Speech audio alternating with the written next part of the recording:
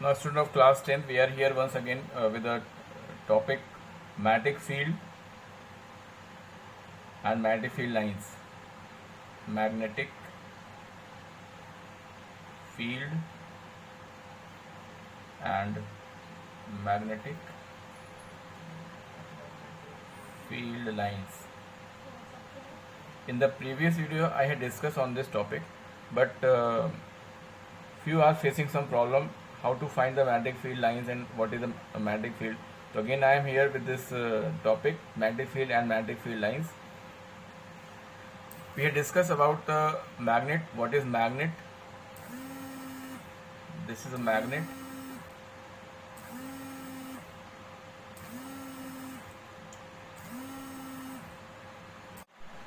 So this is a bar magnet, and if you put this bar magnet into the iron fillings, अगर इस bar magnet को हम iron filings में जो iron के छोटे छोटे टुकड़े होते हैं पाउडर्ड फॉर्म में, अगर उसमें डाल दें और अगर इसको निकालें तो हमको ये दिखेगा कि यहाँ पे आसपास इसके इस एंड और इस एंड पर बहुत सारा वो आयरन का जो पीसेस वो जमा रहता है और इसके सेंटर में थोड़ा सा कम रहता है। तो इससे पता लगता है कि इसके इस एंड और इस एंड पर इसकी मैग्नेटिक स्ट्रेंथ बहुत ज़्यादा है, यानी कि किसी चीज़ को अट्रैक्ट करने की क्षमता इन किनारों पर ज़्यादा है।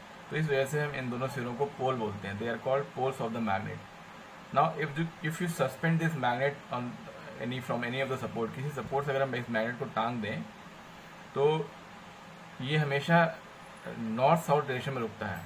इसकी एक प्रॉपर्टी होती है हमेशा नॉर्थ साउथ डायरेक्शन में रुकने की, and this is very important property of the magnet. तो अब जिस दिशा में इसका ये वाला सिरा अगर मान लीजिए कि नॉर्थ साउथ में रुकता है तो हम इसको नॉर्थ एंड बोलेंगे, इसको साउथ एंड बोलेंगे। This is called north pole and this is called south pole of the magnet.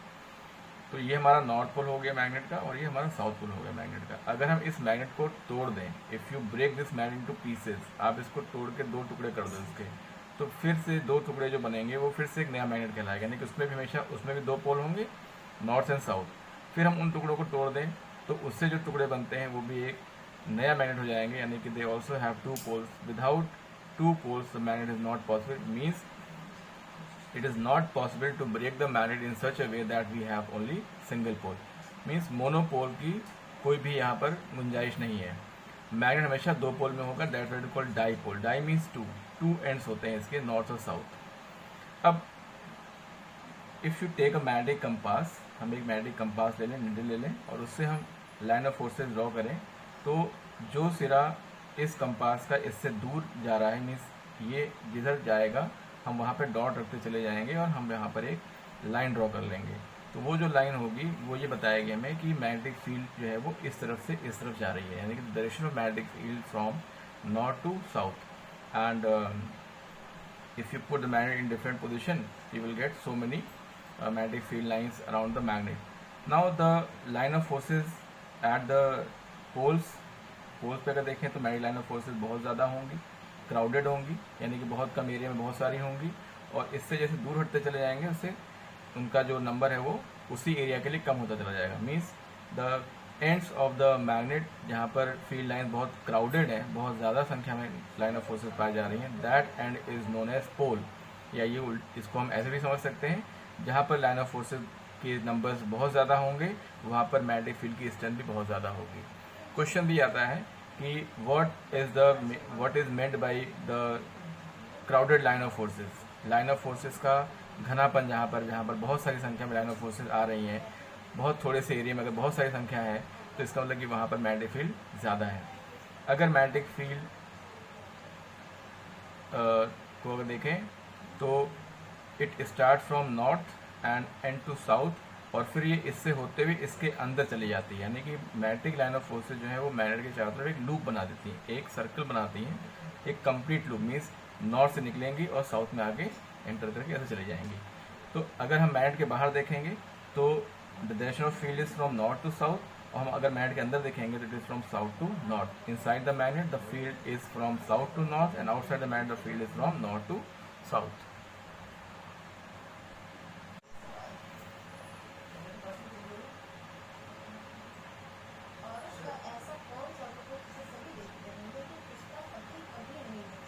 Magnetic field, the region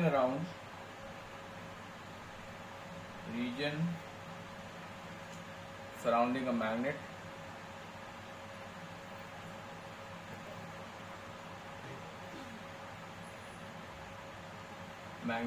in which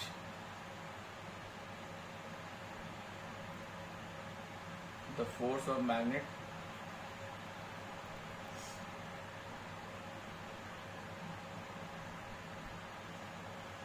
can be detected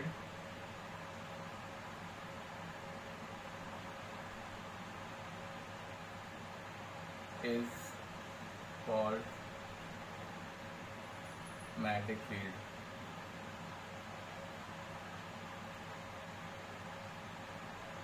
मतलब मैग्नेट के चारों तरफ का वो एरिया जहाँ तक इस मैग्नेट की स्ट्रेंथ पता लगती है या जहाँ तक इस मैग्नेट का प्रभाव रहता है, तो मैग्नेट के चारों तरफ का वो रीजन जहाँ तक इस मैग्नेट की अपनी मैग्नेटिक इफेक्ट शो होती है। मान लो हमने यहाँ पर कोई आयरन का पीस रखा, इस मैग्नेट को खींच लिया, यहाँ रखा, इसने खींच लिया, यहाँ रखा, नहीं खींच पा रहा, मतलब कि इस मैग्नेट की अपनी जो फील्ड है वो यहाँ तक है। इसके बाहर हम किसी भी आयरन के पीस को रख रहे हैं तो वो इसको अट्रैक्ट नहीं कर पा रहा। मीन्स इतनी इसकी जो पावर है, जो इसकी स्ट्रेंथ है, वो यहीं तक है, यहीं, इसके बाहर नहीं है। तो ये पूरा एरिया क्या कहलाएगा? इस मैग्नेट की मैग्नेटिक फील्ड कहलाएगा। तो the region surrounding a magnet in which the force of magnet can be detected is called magnetic field. This is the definition of the magnetic field. Now activity 13.3 NCERT page 224. If you go on this page, activity 13.3, this is the activity which shows how to draw the magnetic field lines around the magnet. And if you see the figure 13.3, then you will get know that the magnetic field lines, how can we draw around the magnet. The magnetic field lines arises from north and end to the south. This is the condition and this is the way that how to magnetic field lines we can draw.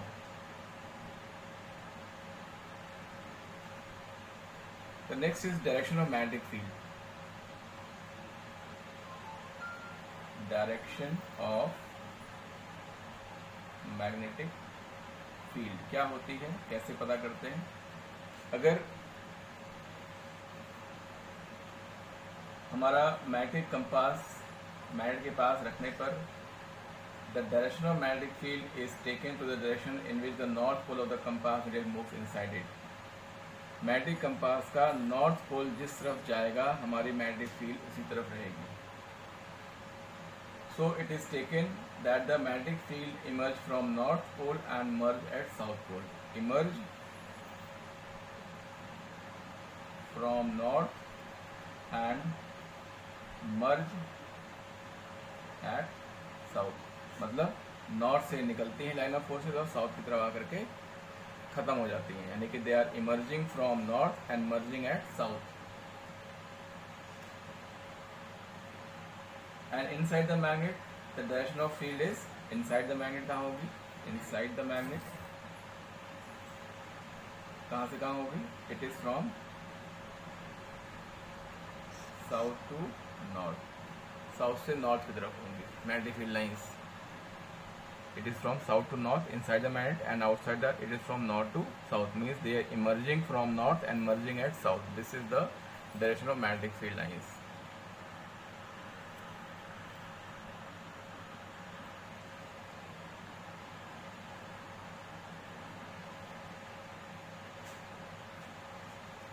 Next is no two lines magnetic field lines, magnetic field lines, no two magnetic field lines cross each other, cross each other।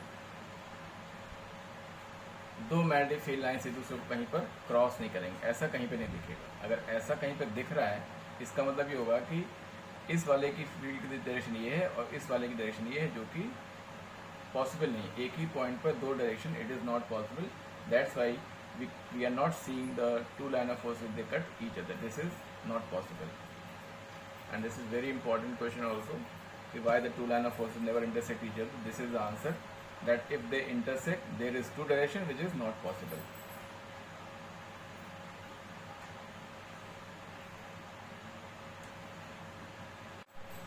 The next is magnetic field. Magnetic field due to straight conductor.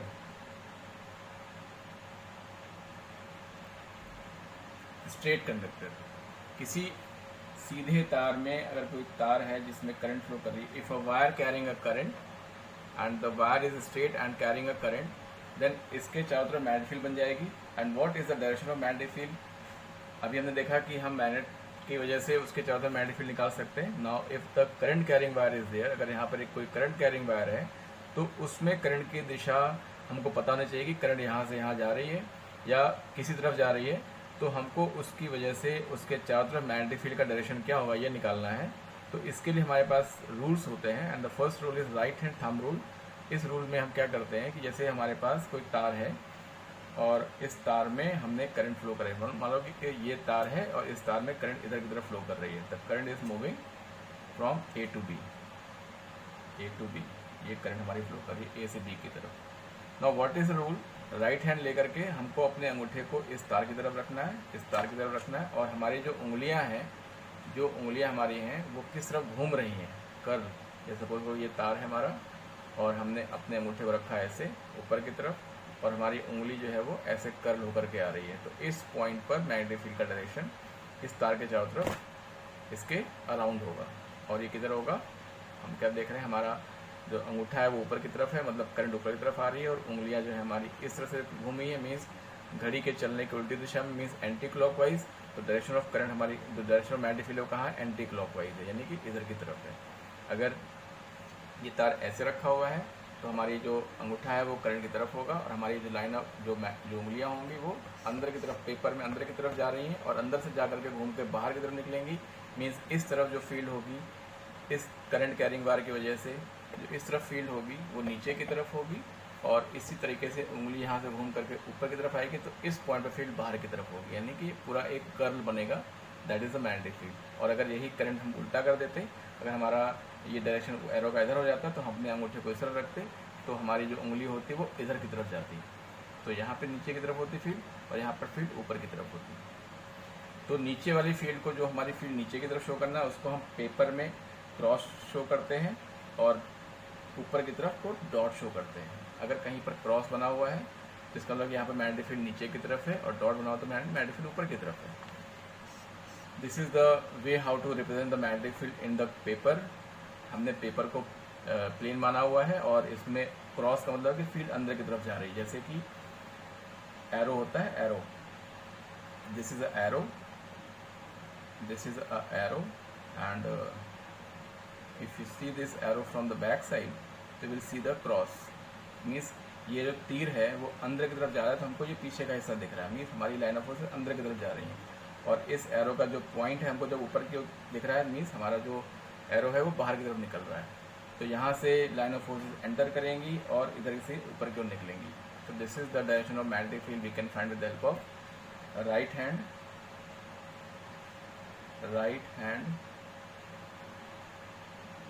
Thumb rule.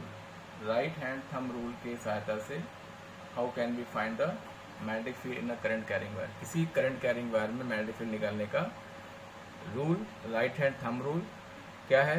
Put your right hand thumb in the direction of current. अपने अंगूठे को current की तरफ रखो and curl your finger around the wire. और अपने उंगलियों को तार के चारों तरफ मोड़ दीजिए. तो जो उंगलियों की दिशा होगी, जिस तरफ उंगलियां मुड़ रही होंगी, वो उस तार के चारों तरफ मैग्नेटिक फील्ड का डायरेक्शन होगा. अब तार चाहे ऐसे रखा हो, चाहे तार ऐसे रखा हो, चाहे कैसे रखा हो, रूल हमेशा यही लगाना है कि आपको अपने अंगूठे को कहाँ रखना है? करंट की तरफ. उंगलियां कहाँ रखनी है? जिसमें मैग्नेटिक फील्ड वो अपने आप जाएगा. When you put your thumb and you roll your finger तो it will be like this. अगर आप अपने अंगूठे को नीचे की तरफ कर दोगे तो उंगलियां उल्टा चलने लगेंगी, यानी कि this is the rule to find the direction of magnetic field in a current carrying conductor. So what is right hand thumb rule? Right hand thumb rule is when you put your right hand thumb in the direction of current, the curved finger shows the direction of magnetic field. This is the right hand rule.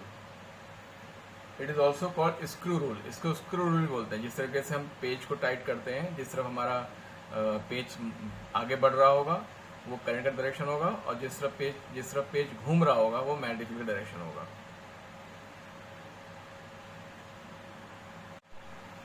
Next is magnetic field. Magnetic field due to current carrying solenoid. Current carrying solenoid की वजह से जो हमारा magnetic field होगा वो क्या होगा. What is the magnetic field due to current carrying solenoid. What is solenoid. अभी हमने देखा है स्ट्रेट वायर के बारे में. Now if the wire is bound around a cylinder, किसी सिलेंडर के चारों तरफ पेंसिल हो या पेन हो, आप उसके जब चारों तरफ जब तार लपेटते हो, and when you withdraw the pencil और पेन, तो यू लुक दिस शेप, आपको ऐसा कुछ शेप मिलता है. इस शेप को हम बोलते हैं सोलोनॉइड. This is solenoid.